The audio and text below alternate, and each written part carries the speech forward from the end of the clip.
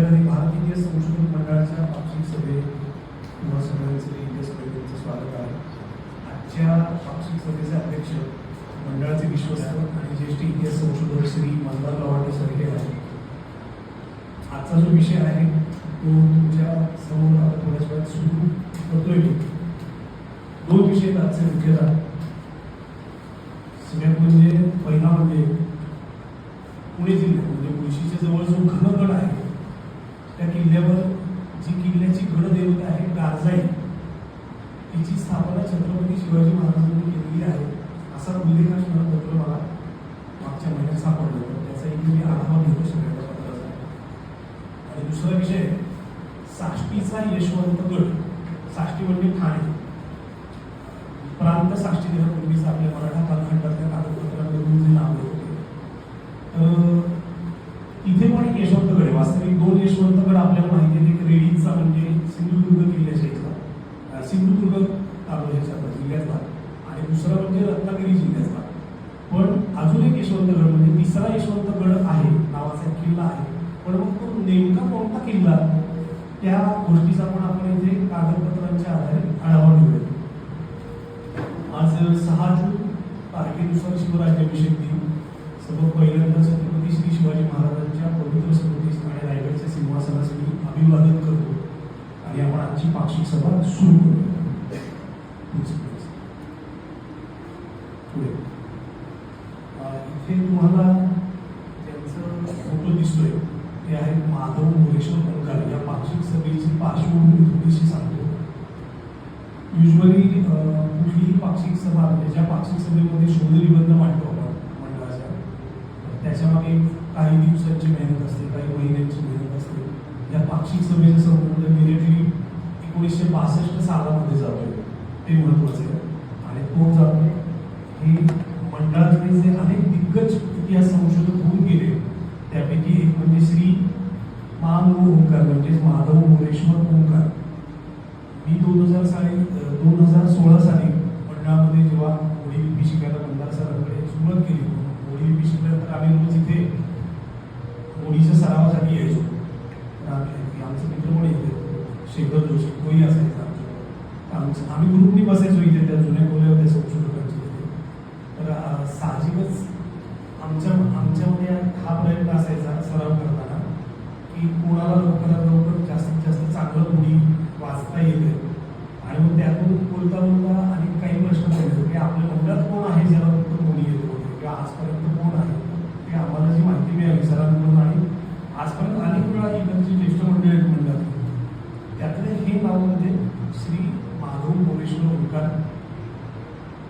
वास्तविक आता त्यांचं या पाक्षिक सभेशी किंवा या शोधनिबंधाशी काय संबंध आहे तर 1962 साली जो कागद मी आता इथे वाचणार आहे तो यांना मिळाला होता पहिल्यांदा.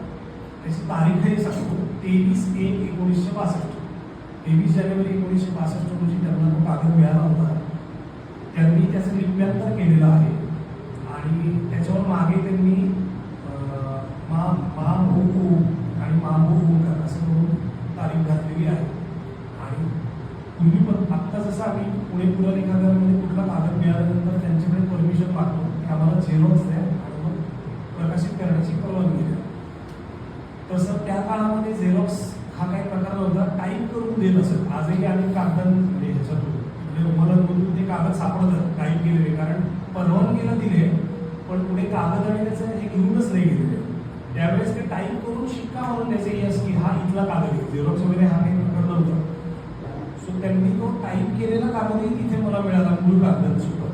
आणि फक्त तो तिथून घेतला गेला नाही. काही कारणास्तव होऊ शकतात कारण पूर्वीचे लोक इतक्या मोठ्या प्रमाणात काम करत असत की ते विचारत सोय नाही. सो सांगायचा उद्देश असा आहे की खरं म्हणायला गेलं तर हे संशोधन श्री ओंकार यांचं आहे. फक्त मी ते त्यांच्याकडून काही कारणामुळे तो कागद प्रकाशित होऊ शकला नाही किंवा तिथून घेतलाच गेला नाही. त्याचं सर्व ते आज 1962 ते आज जवळपास 64 वर्षांनंतर ते कागद प्रकाशित होण्याचा योग आला. मला नियतीने मला एक संधी दिली की एवढे मोठे दोन इतिहास संशोधक त्यांनी शोधलेला कागद मला प्रकाशित करण्याची संधी मिळाली. ओंकारांचं वैशिष्ट्य असं होतं की ज्या स्पीडला आपण सगळेजण देवनागरी वाचतो किंवा देवनागरी लिहितो ते त्या स्पीडने मोडीवर वाचायचे पण आणि लिहायचे पण, एवढं त्यांची ॲक्युरेसी होती मोडीमध्ये. तात्या खरेंसारखे ज्येष्ठ संशोधक पण कधी एखादा शब्द आडला तर त्या ओंकारांना विचारायचे, ओंकार जरा बघा हा शब्द लागतो आहे त्याच्यात या गोष्टीवरून तुम्हाला लक्षात येईल की व्यक्ती किती मोठी येते. सो आजची पाक्षिक सभा कसं म्हटलं, कारण की त्यांचं जे अपूर्ण राहिलेलं काम आहे ते मी पूर्ण करतो एवढंच म्हटलं तरी हरकत पुढे. सो थोडंसं पुढे घ्या. तर हे मूळ पत्र आहे ते, ज्यामध्ये छत्रपती शिवाजी महाराजांनी धनगडची जी कारजाई आहे तिची स्थापना केली. मूळ मोडी लिपीतलं पत्र आहे. आता थोडं काय हे पत्र कोणी लिहिलंय तर सदर पत्र लक्ष्मण विश्वनाथ यांनी थोरले बाजीराव पेशवे यांना पाठवलेलं आहे. पत्रावर संपूर्ण तारीख नाही. पत्रातील मजकुरानुसार पत्र 6/17 जमा दिलावर या मुस्लिम तारखेस पाठवले. कारण बऱ्याच वेळा असं होतं तारीख टाकतो तो लिहिणारा कारकून आणि असे अनेक पत्र बघितलेले पण त्याच्यावरती साल नसतं. माझ्यासमोर हा एक मोठा टास्क होता, म्हणजे साल शोधायचं कसं.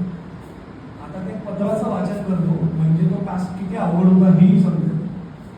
पत्राची सुरुवात अशी आहे, श्रीमंत राजश्री पंतप्रधान स्वामींचे सेवेसी आज्ञाधारक लक्ष्मण विश्वनाथ साष्टांग नमस्कार विज्ञप्ती. श्रीमंत राजश्री पंतप्रधान स्वामींचे सेवेसी हा महिना हजारो पत्रांमध्ये आहे विश्वदत्त आहे. म्हणजे कुठल्या पंतप्रधानांना दिलंय हे फक्त सालावर म्हणजे कालगणना त्याची काय त्याच्यावरून ओळखत आहे. त्यामुळे मुद्दाम हे सांगण्यासाठी की हा मोठा टास्क होता ते शोधण्यासाठी आणि तो झाला पूर्ण नंतर तो कसा एक उपाय होतो. तर साष्टांग नमस्कार विज्ञप्ती येथील वर्तमान कार्य 6/17 जमा दिलावर पावे तो यथास्थित असे. विशेष किल्ले धनगड येथे पुरातन देव श्री गारजाई आहे ते थोरले महाराज राजश्री स्वामींची स्थापना आहे. थोरले महाराज राजश्री स्वामींची म्हणजे छत्रपती शिवाजी महाराजांची. महाराजांनंतर संभाजी महाराज असतील, त्याच्यापुढे राजाराम महाराज असतील, ताराराणी असतील, करवीरची गादी असो आपले साताराची गादी असो किंवा इकडे पुण्याला पेशव्यांची काही बरीच पत्र आहेत. अशी हजारो पत्र आहेत ज्याच्यातून ज्या एखाद्या विषयाशी संबंधित छत्रपती शिवाजी महाराजांचा जेव्हा उल्लेख येतो तो थोरले कैलासवासी स्वामी महाराज किंवा थोरले स्वामी महाराज असाच येतो. तो शिवाजी महाराजांचाच उल्लेख आहे. त्यामुळे आणि अशी शेकडो पत्र प्रकाशित पण आहेत. इथे पहिल्याच ओळीमध्ये तो सांगतोय की धनगडची कारजाई जी आहे ती शिवाजी महाराजांची स्थापना आहे. आता पुढचा जो मजकूर आहे तो पण फार इंटरेस्टिंग आहे, कारण हे पत्र पुस्तक तेवढ्या ओळीवर नाही आहे. त्याच्यामध्ये तिथे धनगडाला एक घटना घडली होती त्या संदर्भात या लक्ष्मण विश्वनाथनी पंतप्रधानांना ते पत्र पाठवले. तो असा आहे की त्यास तो प्रस्तुत देव उसोर म्हणजे काढून तिथून त्याला आपण उपसून किंवा उठवून म्हणतो म्हणजे त्यावेळेच्या भाषेत नवी मुहूर्त म्हणजे मूर्ती मांडगोजी कडू सरनाईक बसवणार. किल्ल्याचा जो सरनाईक आहे त्याचं नाव मांडगोजी कडू. हे सविस्तर वर्तमान पूर्वी सेवेसी विधित केले होते. म्हणजे तो मांडगोजी कडू होता तो ती मूर्ती तिथून काढून नवीन मूर्ती बसवायचं म्हणत होता. आणि हे या पत्राच्या आधीच कदाचित त्यांनी एक पत्र पाठवलं होतं पंतप्रधानांना, त्यामध्ये लिहिलेलं होतं. त्यावरून त्यास आपण आज्ञा केली की आपणास दृष्टांत झाल्यावर देवस्थापना करावयासी देऊन त्यावरून तरतूद राहिले होते. यावरती पंतप्रधानांनी असं सांगितलं की जोपर्यंत देवीचा दृष्टांत होत नाही तोपर्यंत ते मूर्ती तिथून काढायची नाही. सांगतात मांडगोजी गुरु यांनी देवस्थापनेचा उत्पाद मांडून आपणास विधित केले. एवढं सांगून सुद्धा परत त्यांनी घोषणा लावला होता की मला नवीन मूर्ती बसवायची होती.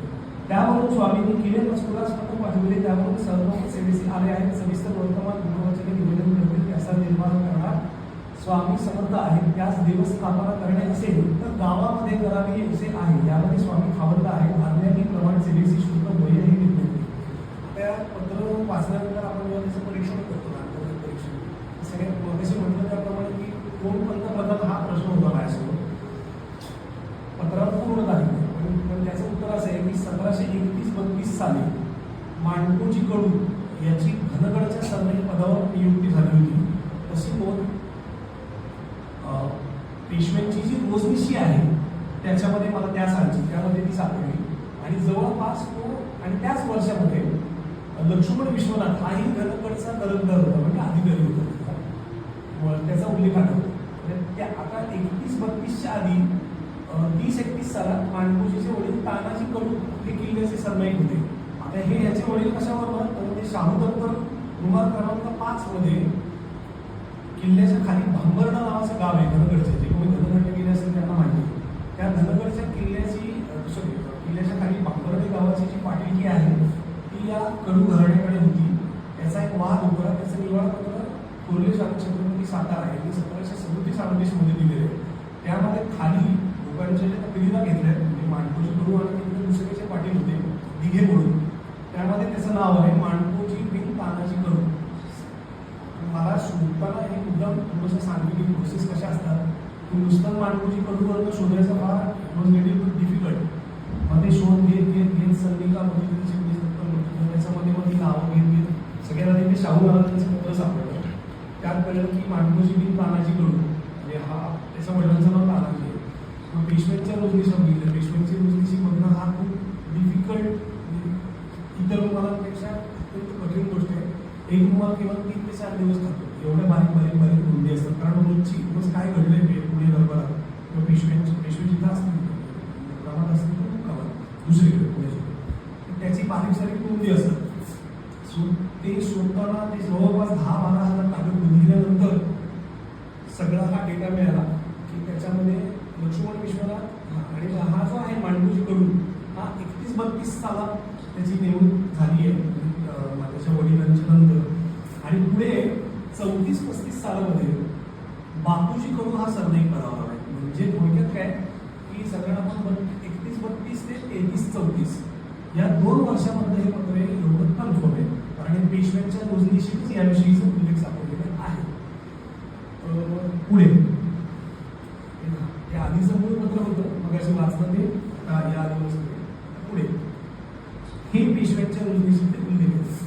पलीकडे जे दिसते ते 17 इसनेच आहे. त्याच्यामध्ये राजश्री माणकोजी कडू यास किल्ले धनगर येथील सरनाईकी आहे, त्यास 7 मजकुरी सालीना पावावयाची नेमणूक करून दिली ती. त्यामुळे त्याला काय द्यायचं ते नेमणूक दिली आहे. त्याच रोजनिशीमध्ये लक्ष्मण विश्वनाथ पण दिसतो, जो किल्ल्याचा दरंदार आहे. ते अलीकडचा कागद आहे. त्यामध्ये लक्ष्मण विश्वनाथ याकडे कागद पाठविला की किल्ले धनगड येथील हवालदार सरनीस व सर्वपद व कारखानीस याची नेमणूक काय आहे त्यास आधा व त्याकडे गाव किती आहे त्याचा आकार काय तो तपशीलवार लिहून पाठवणे म्हणून या कामास उलेलेला असेल. सो 31-32च्या कागदामध्ये दोघांचेही उल्लेख आलेले आहेत. धनगडचा हा सरनाईक होता आणि तो 31-32 ते 34 पर्यंत तर ठेवलेले होते. सो या 2 वर्षातलं हे पत्र आहे. नक्की जे मूळ पत्र आहे त्याचे पण हे सापडे, पण मी म्हटलं तसं ते थोडंसं काम खूप लेंदी आहे, खूप वेळ लागतो. पेशव्यांच्या नोंदीचा एक रुमाल बघायला ते जेव्हा पुस्तकात छापले मेबी तोपर्यंत ते कागद मिळालेला असेल. पुढे आता इतर साधनं काय सांगतात म्हणजे या संदर्भात की शिवाजी महाराजांनी ती देवी स्थापना केली बरोबर आहे, पण यापूर्वी काही प्रकाशित आहे का त्या संदर्भात? तर देवीच्या देवळाच्या बाहेर आपला एक शिलालेख दिसतो. आत्ताचं जे मंदिर आहे ते आधुनिक आहे. आधुनिक म्हणजे नंतर आत्ताच्या काळात बांधलेलं, पण मूळ जिथं होतं तिथंच ते बांधलंय. आणि तिथे जे काही जुने अवशेष होते, देवीची मूर्ती ते बाकीचे दगड वगैरे पडलेले होते, त्याच्यातच तो शिलालेखही तिथे होता. तो जो शिलालेख आहे त्याच्यापासून काय श्री गारजाई महाराजांची व किल्ले धनगडची. तर या शिलालेखावर साल नमूद नसलेला आणि कोणते नुसतेच महाराजांचे असा उल्लेख असल्यानं नेमक्या कोणत्या महाराजांची याचा अर्थ खूप काही समजत नव्हता. या पत्रावरून ती निश्चिती झाली की ते शिवाजी महाराजांविषयीचा उल्लेख आहे.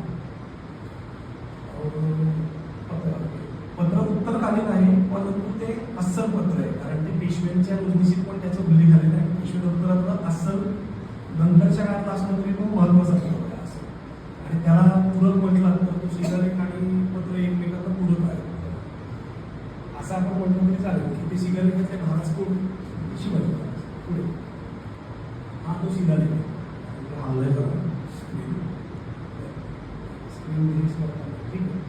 श्री गारजाई महाराजांची व किल्ले धनगडची. पुढे आता त्या शिलालेखा संदर्भात शिलालेख महेश टेंडुलकर सरांनी त्यांच्या पुस्तकामध्ये प्रकाशित केलं मराठी आणि संस्कृत शिलालेखांच्या विश्वास. मी थोडंसं शिलालेखा संदर्भात त्या विषयामध्ये त्यांचं खूप मोठं काम आहे. अनिल गणेश त्यांचं मत घेतलं कारण पत्र नंतरच्या काळात शिलालेखाची जे वळण आहे अक्षरांचं तर त्यांनी जे त्यांचं मत सांगितलं त्यातलं ह आणि रचं वळण हे शिवत आलं. असं आपण हे म्हणू शकतो आधीच्या काळात. आता ते जे मंदिर दिसते तुम्हाला ते धनगडच्या गारजाईचं मंदिर आणि ही इकडे मूर्ती आहे. आता ही मूर्ती तीच आहे का हे थोडंसं मूर्तीशास्त्रामध्ये जे काम करतात ते सांगू शकतील. त्याच्याविषयी थोडंसं नंतर सांगतो. नाही धनगडच्या गारजाई संदर्भात अजून एक पत्र मिळतं ते म्हणजे शिवाजी अप्पांना पाठवले किल्ल्याच्या हवालदाराला. कारण तो जो वाटकोची कडू आहे त्याच्या संदर्भात अजून एक घटना परत जाऊन घडलेली आहे. आता हा कसोजी हाडक भर किंवा केसोजी नाव त्यांनी कळवलं की गारजाई त्या माणकोची कडूने असं कळवलं की गारजाई जवळपास आम्ही 7 वर्ष घट बसवतोय आणि आता आम्हाला किल्ल्याचे लोक बसू देत नाही.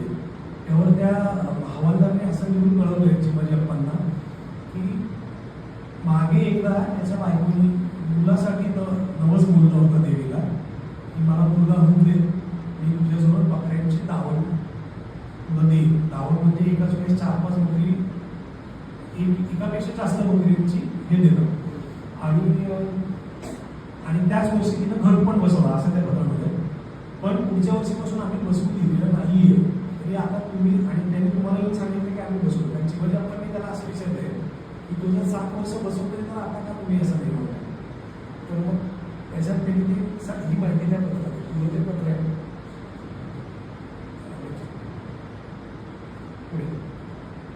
हे ते पत्र याच्यामध्ये फार इम्पॉर्टंट हे आलेलं आहे. थोडंसं मागणी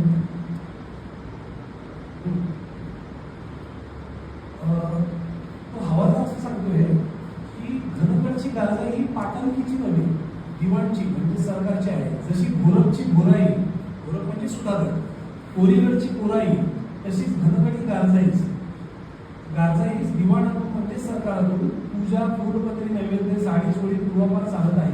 घट देखील दिवाणचा आहे म्हणजे सरकारचाच गड बसतो. यांनी 1च वर्ष बसवलाय असं सांगतोय तो हवालदार. आणि माणकोजी कडू याच्या बायकोने नवसपत्रासाठी केला होता की बकरीची दावण तुझं पुढे देईल गारजाई तू मजला लेख दे असं म्हणून नवस केला. तर त्या साली घट बैसवीला होता. दुसऱ्या वर्षी घट बैसवीत होता त्यास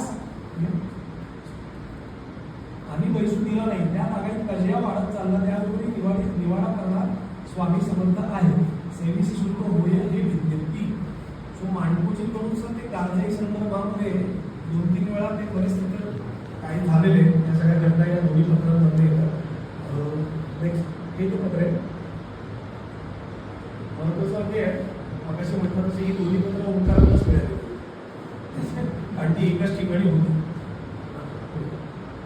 आता केशवजी हडपकर हा 1740 पर्यंत होता आणि राजश्री आप्पास्वामीचे सेवेसी पोस्टली शिवाजी अप्पांच्या बाबतीत असतात. पण तरी आपण क्रॉस चेक करतोच की नक्की शिवाजी अप्पांचं हे 1740 पर्यंत 40ला त्याला हे 1739 128 शाबान केशवजी हडपकर हवालदार केले मजकूर याचे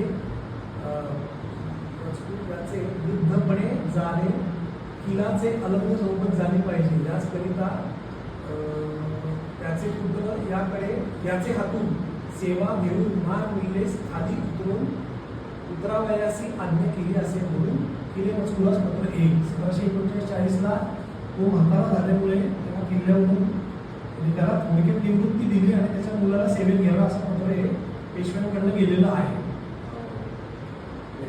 बाजीराव पेशवे. सो ते पत्र केशवजी पत्र आधीच आहे.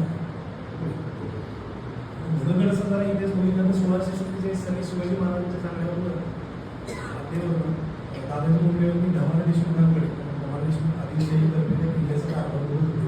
त्यांच्याशी बोलणी करून देशमुख आणि धनगड हा किल्ला स्वराज्यात घेतलेला. त्यामुळे हे अशासाठी कारण हे पत्र उत्तर काळातलं असल्यामुळे स्थापना कधी केली हे समजत नाही. 47 मध्ये किल्ला स्वराज्यामध्ये आलेला आहे, त्यामुळे त्या समरसच केलेली असावी. पुढे निष्कर्ष हे शिलालेखाकडे पण पाहावं लागेल, त्याला पूर्ण पुरावा लागेल आणि शिलालेखाचा पुरावा म्हणून या पत्राकडे पाहावं लागेल. या दरम्यानचा आहे शिवाजी महाराजांचा. नेक्स्ट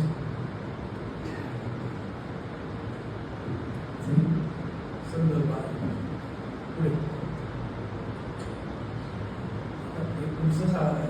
याच्याविषयी काही प्रश्न आहेत का? मला काही प्रश्न असेल तर विचारा, शंका असेल, प्रश्न असेल अगदी विचारा. पाक्षीसोबत त्यासाठी नसतं आणि आम्ही इथे उत्तर देण्यासाठी असतो. आधी प्रसिद्ध झालेलं नाही नाहीतर ते त्याची नोंदही आहे आणि शिलालेख प्रकाशित आहे. शिलालेख हां, पण त्यात परत होतात नाही म्हणून म्हणतात की त्या शिलालेखातले महाराज कोण याचा उल्लेख इथे या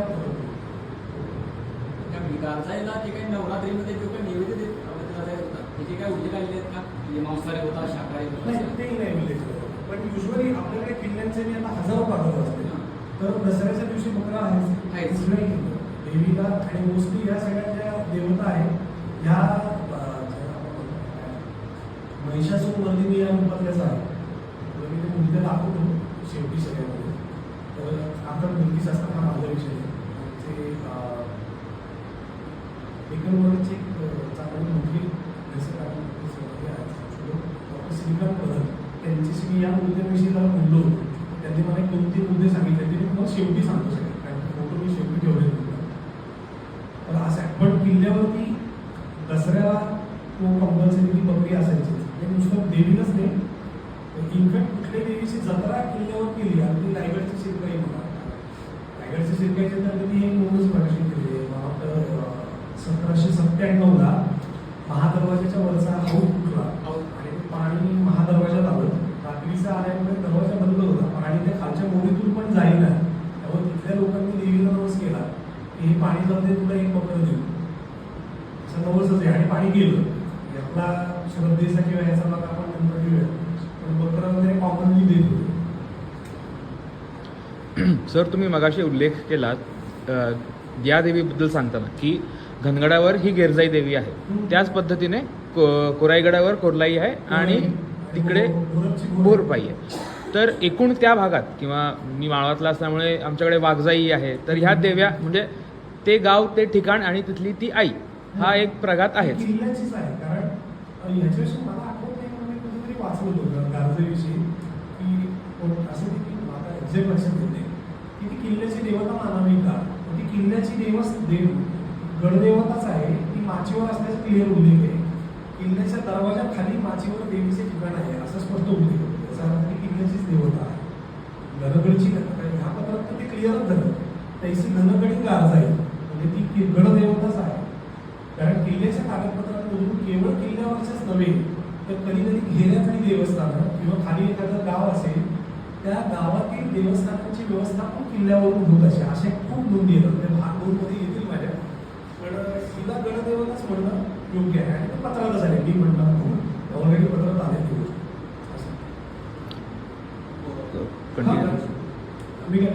हां, तर त्या अर्थाने ती गडदेवता झाली आणि आता मंदिर आहे, परंपरा चालू आलेली आहे. तर मग त्या भागात परंपरा बऱ्याच ठिकाणी अशी आहे की दरवर्षी उत्सव होतो.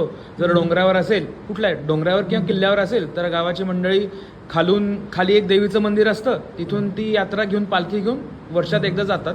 तर असा काही करंट प्रघात आहे का? आता मला असं कळलं की बरेच लोक नवरात्रीला त्या आसपासच्या परिसरातून दर्शनाला येतात. कारण माझ्याबरोबर जी मंडळी होती, परवा मी गणगडला गेलो होतो साईड व्हिजिटसाठी. गणगड प्रतिष्ठान ते तिथे वरती हा सगळा नवरात्राचा उत्सव आणि त्यांनी बरं बांधकाम वगैरे त्यांनी केलेलं आहे. ती सगळी मंडळी सांगतात की आसपासच्या परिसरातल्या गावातल्या तिथं नवरात्रात येतात आहे. कोकणातल्या किल्ल्यांमध्ये बरेच किल्ल्यांमध्ये किल्ल्यावरती हे येतात नवरात्रात वगैरे पालख्या येतात. पालखी भरपूर किल्ल्यांवर आहे. आजही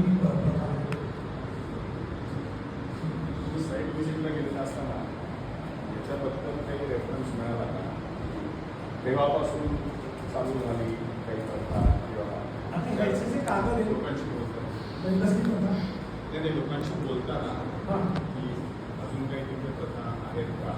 तर वेगळ्या असं नाही ॲसेसमध्ये बंद पडल्या होत्या कारण किल्ले आत्ता आपण थोडंसं काही लोक सोशल मीडियाच्या आधीपासून संबोधन करतात परंतु आता सोशल मीडियामुळे आपण सगळेच अवेअर झालो असं म्हणूया ह्याच्याविषयी ते सोशल मीडियावर कळतंय आपण बरेचसे जे दुर्गसंवर्धन संस्थांनी कित्येक वर्षापासून काम करतात ही जी मंडळी ती बरीच वर्ष काम करतात ते मंदिर ते रिसेंटली काही वर्षांपूर्वी बांधलेलं आहे पण ते मुलगा वेगळ्या परंपरा ॲज सच अशा माहिती नाही आहे पण आता त्याची कडू फॅमिली आहे ना माणकोजी कडू आहे पुढं तो बापूजी कडू किल्ल्याचे मी कागद साधारण 31-32 पासून ते जवळजवळ 1810-12 पर्यंतचे कागद आहेत ते पहिले असतात सरनाईक मोस्ट ऑफ द त्याच लोकांकडे कडूंकडे आजही खाली भांबर्ड गाव आणि एकोले गावात सगळं कडूच आहे आजही ते नवरात्रात त्यांचं घर तिथेच बसवलं म्हणजे याचा अर्थ असा होतो की त्यांना पुढे परवानगी दिलेली असावी शिवाजी असं त्यांचा गट आजही तिथं बसतो ते सगळे येतात ते अष्टमीला वगैरे वरती सगळे वरती करतात ते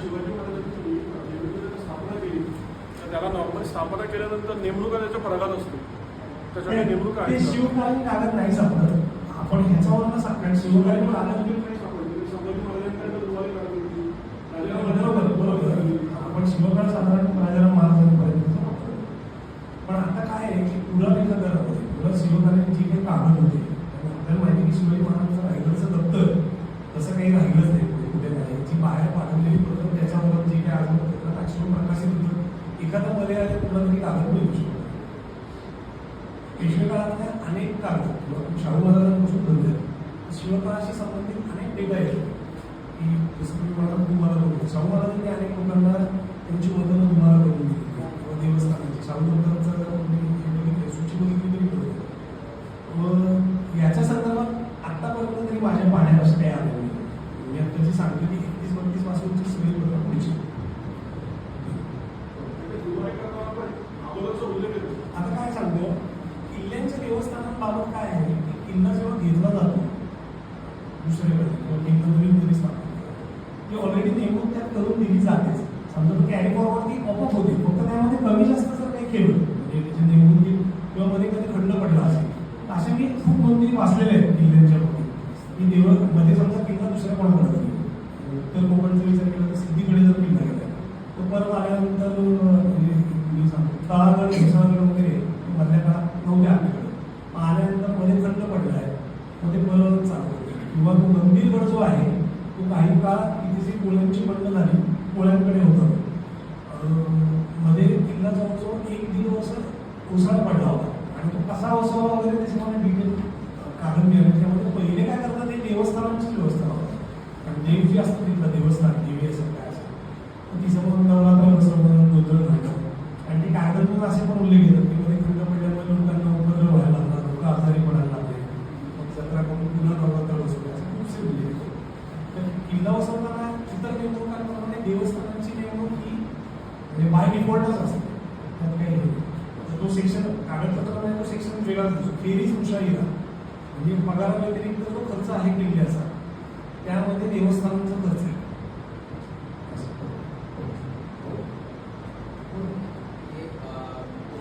कोरीगडवरचं कोराई म्हणाला तुम्ही किंवा बोरचे बोराई म्हणाला बोर म्हणजे बोर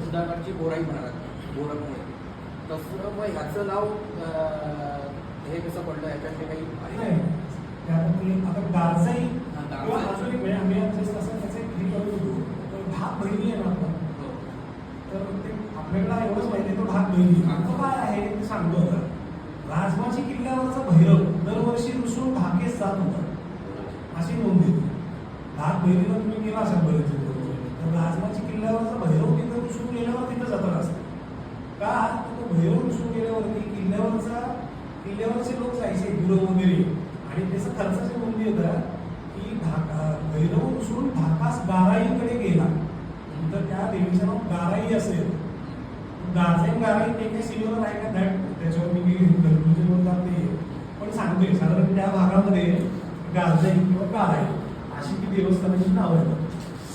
नंतरच म्हणजे मला पहिले अनेक वर्षांच्या कागदामध्ये असं होतं की भैरव जातो तिथे रुसून. नंतर मला आत्ता एक रिसेंट कागद मिळालं तर ती गाराई पण रुसून इकडे येते राजमाची वर.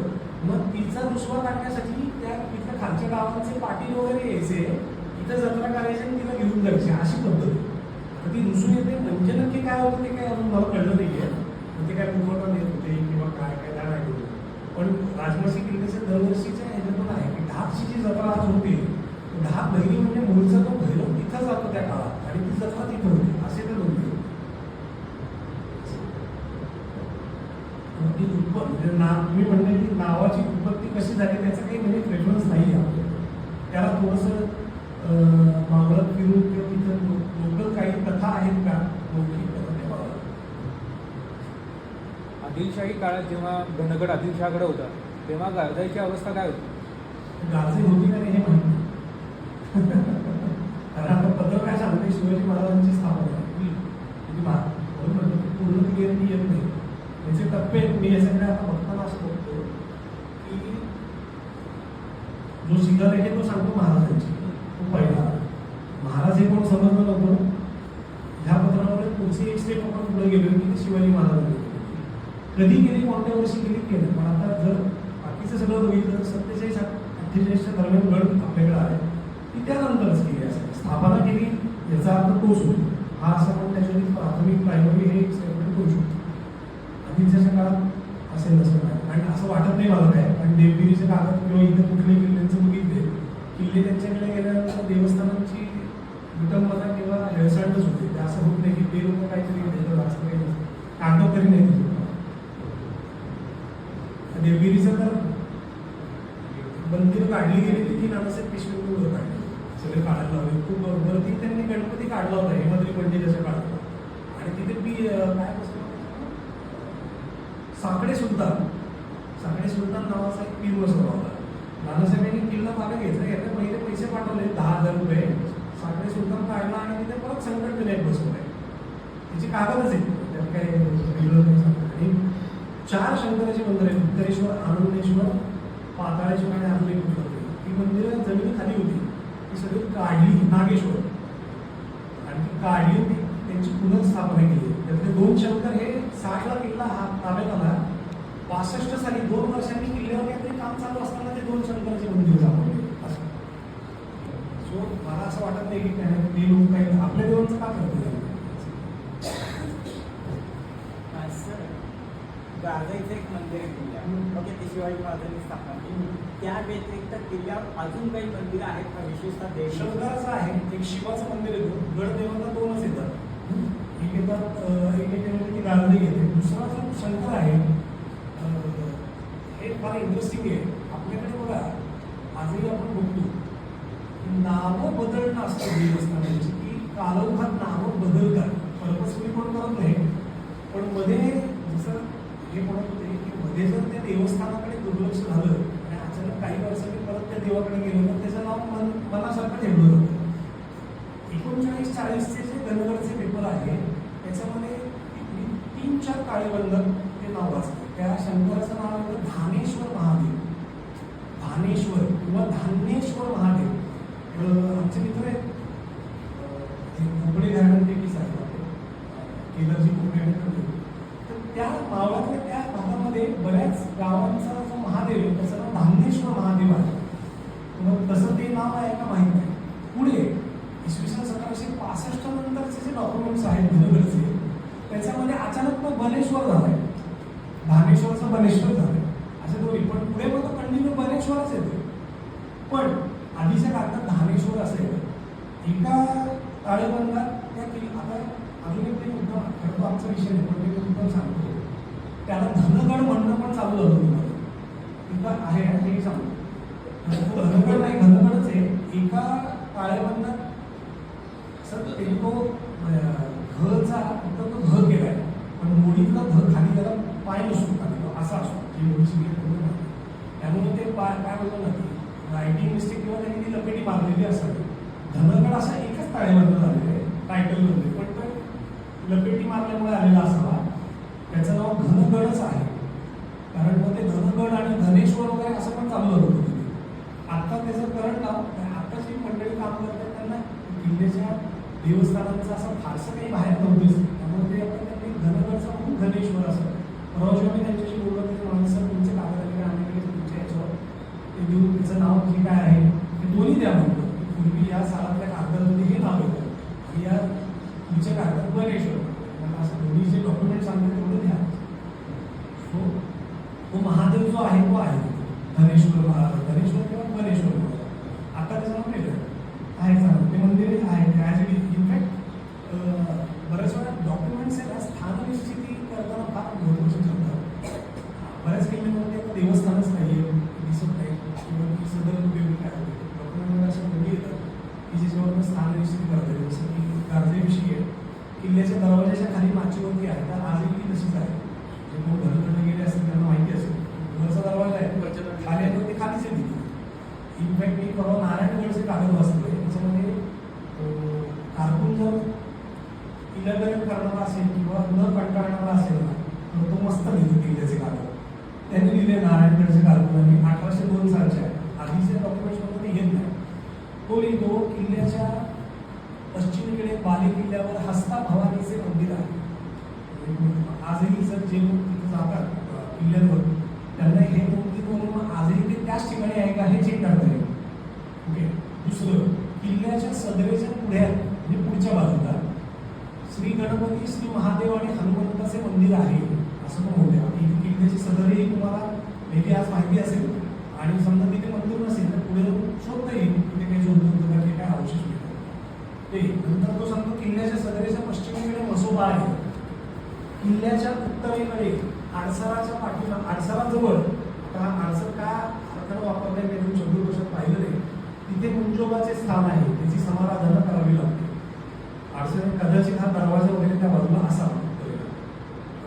किल्ल्याच्या दक्षिणेकडे किल्ल्याची पेठ भरते तिथे मुकांबिका भवानीचं. मुकांबिका भवानी कुठे किल्ल्याच्या खाली एका गावात आणि ती बाजू दक्षिण आहे. असे स्थाननिश्चिती करण्यासाठी मोडी कागद खूप खूप खूप म्हणजे जास्त इम्पॉर्टंट ठरतात. अर्थात आम्ही मोडीमध्ये आहोत. मी काही रोज किल्ल्यावर राहणारा माणूस नाही. जे लोक जातात त्यांनी जर पुढे ही नोंदी करून त्यांना त्याचा उपयोग निश्चित होईल असं माझं मत. Okay yes thank you. आता मी पुढचं साष्टीचं यशवंतगड भूमिका नाही कारण अगदीच ते फार काही गेलं. यशवंतगड नावाने 2 किल्ले आढळतात. एक रेडीज म्हणजे खाली सिंधुदुर्गामध्ये एक यशवंतगड आहे. दुसरा रत्नागिरी जिल्ह्यातलं यशवंतगड. आता या व्यतिरिक्त पुणे पुराला काय मोठी कागद साष्टी प्रांतात एक यशवंतगड असल्याचा उल्लेख येत होता. मला प्रांत साक्षी म्हणजे ठाण जे आहे तो भाग तो मला कळेल ना की किल्ल्यांची जी यादी आहे त्याच्यामध्ये किल्ल्यांचे कागद आहे. हा यशवंतगड किल्ला नक्की कुठला कारण पुराणी कागदामध्ये कोकणचे उत्तर कोकण आणि दक्षिण कोकण असे 2 विभाग आहेत आणि हा जो भाग आहे उत्तर कोकण आहे. दक्षिण कोकणमधला किल्ला हा या तालुक्यात का येतोय हा मला पहिला प्रश्न पडला आणि मग त्याचा शोध घ्यायला सुरुवात केली. पण तो बराच वेळ डोक्यात होत होता कारण यशवंतगड करणार कसं होतं इकडे सगळे बाकीचे यादगिरी वगैरे पुढे त्याचा मग मला जे काही त्याचं हे मिळालं त्याची जागाही मिळाली पण त्याचा संबंध शिवाजी अप्पांची जी वसईची मोहीम आहे ना त्याच्याशी त्याचे धागेदोरे जातात.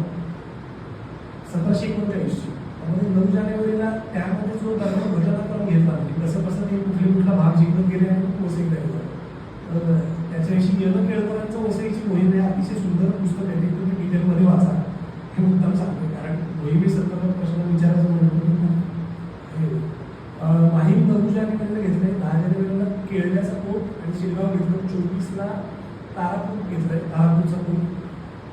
3ला आषाढी किल्ला 7 फेब्रुवारीला केसरी आणि 11 फेब्रुवारीला मडचा किल्ला मड आयलंड ज्याला होतो ना आपण मड आयलंडचा जो ज्याला आता मडचा किल्ला म्हणतात तोच साष्टी प्रांतातला यशवंतगड आहे. हे कशावर ठरवलं बुवा म्हणजे मला असं काही दृष्टांत वगैरे झालं नाही ते दाखवतो काय ते त्याचे निश्चितीने तोच यशवंतगड हे कशावरून तर कुठलाही किल्ला जेव्हा म्हणजे नक्की त्याचं शोधायचं असतं असं बऱ्याच किल्ल्यांचं मी यापूर्वी पण मृगगड हा मीरगड आहे जे की जे सोनगिरीला मीरगड म्हणत होते तर ते महत्त्वाचे जेव्हा ते मुद्दे लक्षात आले त्यावेळेस तिथली देवस्थानांची यादी तो कुठल्या तालुक्यात येतो त्याच्या आसपासची गावं किंवा जिल्ह्यातली गावं तिथे तर्फा आहे या सगळ्या गोष्टी बघायला होत्या. आणि यशवंतगडचं देवस्थानांची जी यादी त्यामध्ये श्री हरबादेवी हनुमंत व मुक्तेश्वर ते खरं ते हनुमंत डबल झाले आणि गणपती म्हणजे मारुती गणपती मुक्तेश्वर किंवा मुगतेश्वर असं नाव आहे त्याचं डॉक्युमेंट आणि हरबादेवी. आता ते कुठं आहे ते म्हणतात. हा पण मूळ मोडी काढतो ही सभेन सुरुसन सभेन म्हणजे 1769-70चा हा काळ आहे. त्यामध्ये ती यादी बघा वरती सगळ्यात वरती हरबादेवी आहे आणि खाली ते श्री हनुमंत आणि मुगतेश्वर कदाचित तो मारुतीच्या मंदिरातच असेल. हा किल्ला काय झालाय हा किल्ला आहे एअरफोर्सच्या ताब्यात किल्ल्याच्या आतल्या जमिनीत एक महत्वाचं आणि खाली परत गणपती पुढे हा बघा हा मुक्तेश्वर महादेव.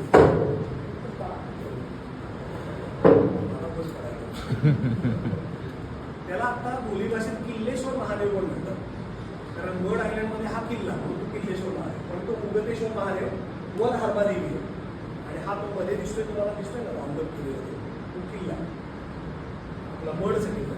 पुढे ही देवी आहे हरबादेवी इथे बघा हरबादेवी मंदिर मड ते लिहिले. पुढे हा मुगदेश्वर महादेव मागे किल्ल्याचं कोण हे दिसतोय गुरुज दिसतो. पुढे आता हे वरचं गुगल अर्थची इमेज घेतली मी त्याच्यामध्ये गुरुज तुम्हाला दिसतील.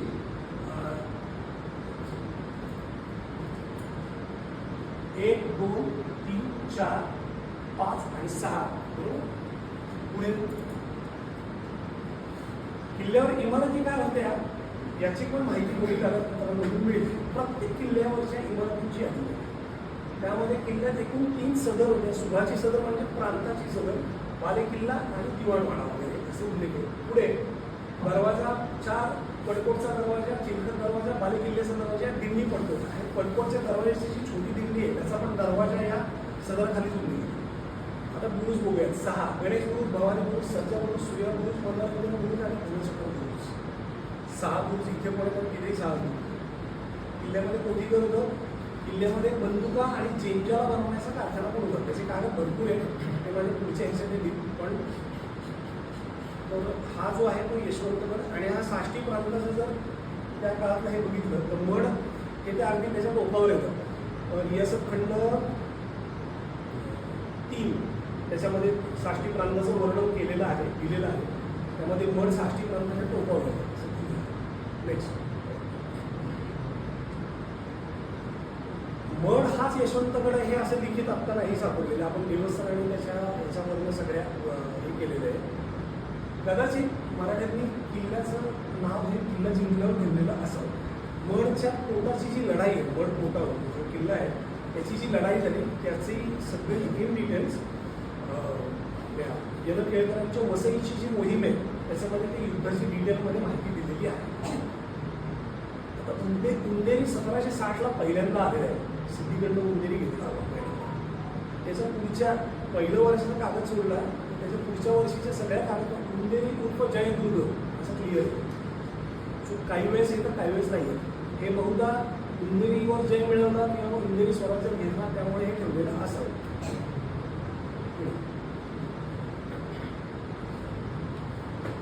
यशवंतगड जो हा मडच्या किल्ल्याचं नाव आहे आणि ही गोष्ट आत्तापर्यंत कुठेही प्रकाशित नाही.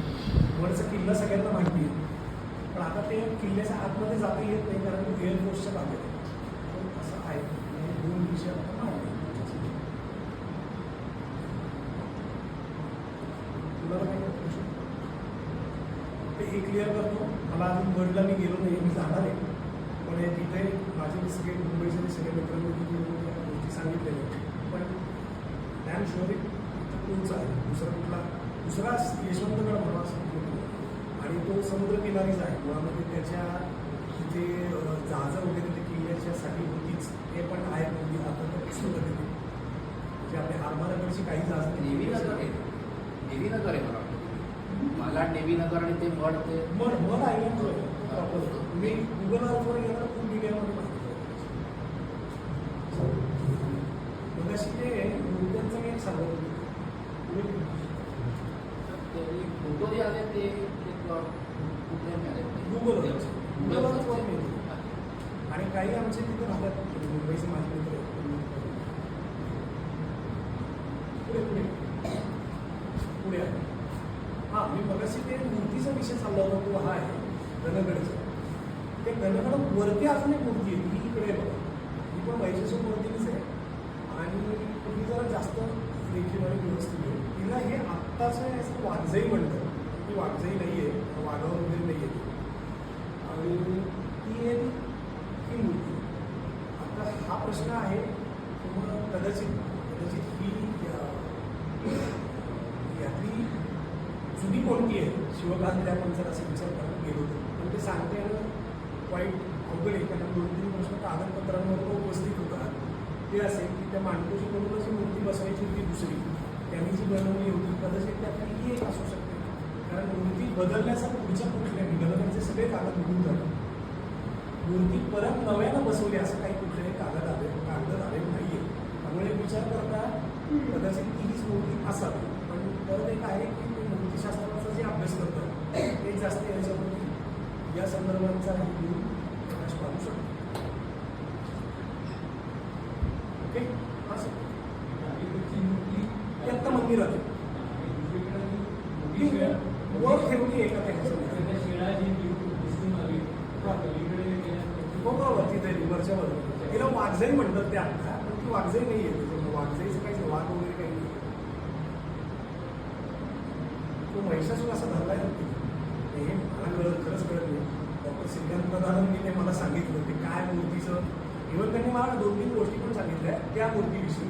तिची जी ठेवण आहे किंवा त्याला घडण म्हणतो ना आपण केलेली सो ती स्थानिक जो पाथरवण असतो त्याच्याकडनं केलेली आणि ती तितकीशी सुगम नसते. म्हणजे मला नंतर त्यांनी 1-2 काही हे पण पाठवल्या आणि मग हिच्या ही जी त्याचा पॅटर्न आहे घडवण्याचा त्याच्याशी साधारण असणाऱ्या अनेक मूर्ती आहेत वेगवेगळ्या ठिकाणी. उदाहरणार्थ शिरकाई जर तुम्ही बघितली तर तिचा पॅटर्न वरचा जो पोर्शन आहे तो बऱ्यापैकी असंच आहे.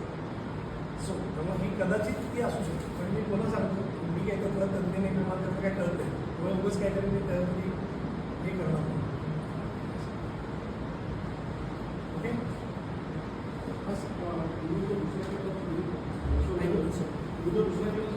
हां हां साष्टीचा शोध मी त्या किल्ल्यावरती बाजूने गेलो आणि सागरी त्यावेळेला सागरी परिक्रमा 2 वेळा मी हा किल्ला कव्हर केला. पण त्यावेळेला आमची जी बोट निघाली ती किल्लेश्वर महादेव आहे तिकडे आम्ही गेलो होतो. म्हणजे ती जी शिवपिंडी जी आहे अतिशय जुनी आहे. किंवा 1000 वर्षापेक्षा पण जुनी आहे. हो त्या किल्ल्यामध्ये त्या मंदिरात गेला ना त्याकडे मी फोटो टाकायला माझ्याकडे आहे फोनमध्ये तिथे लिहिलंय तो मुक्तेश्वर महादेव असं त्याचं नावच आहे. आजही तो महादेव त्या नावानेच ओळखला जातो किंवा हरमादेवी पण त्याच नावाने ओळखतो. ही जी जागा आहे पोर्तुगीजांची एक स्पेसिफिक किल्ल्यामधली बरोबर ते आहे ती जागा पण पोर्तुगीजांची तो त्यांनीच बांधलेला किल्ला आहे. त्यांनी बांधलेला तो आपल्याकडे आलेला आहे कारण तो नंतर बराच काळ आहे आपल्याकडं. त्याचे भरपूर कागद आहे.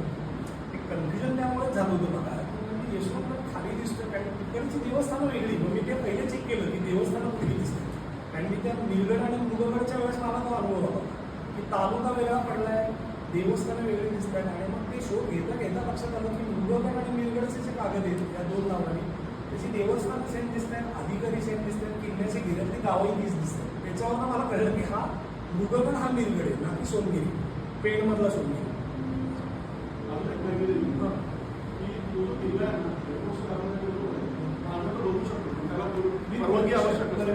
परमिशन नाही आता काय आहे परमिशन मिळू शकते पण परत आतमध्ये फोटो काढणं वगैरे हे it is little bit difficult. ते मी सगळी चौकशी केली होती. त्याला काय मुंबई तसं काय फार लांब नाही 1 दिवसात आपण जाऊन येऊ शकतो. ठीक आहे yes okay thank you so much. इतकं वेळ मला ऐकून घेतलं त्याबद्दल सरांना